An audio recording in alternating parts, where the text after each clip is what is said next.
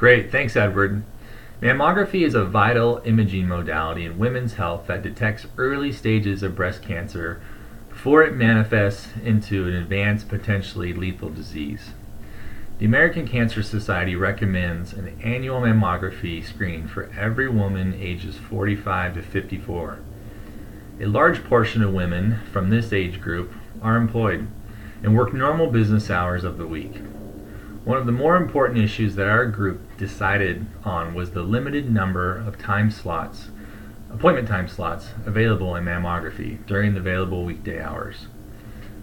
The particular clinic that we observed offers appointments only from the times of 8:30 to 15:30.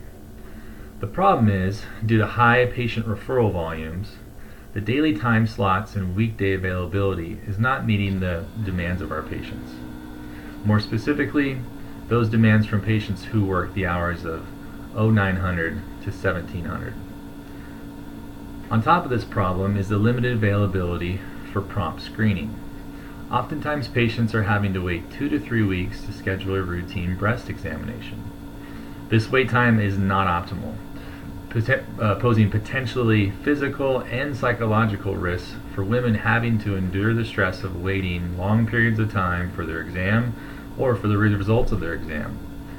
It has been noticed through patient satisfaction surveys submitted through our patient portal that patients are increasingly filing scheduling complaints.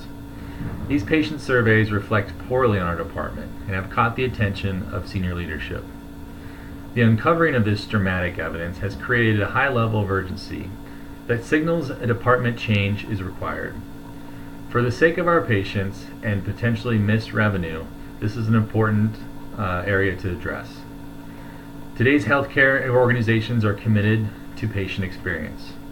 It would be of the utmost interest of this clinic to accommodate the needs of our patients, and execution of this change action plan will accomplish our goal.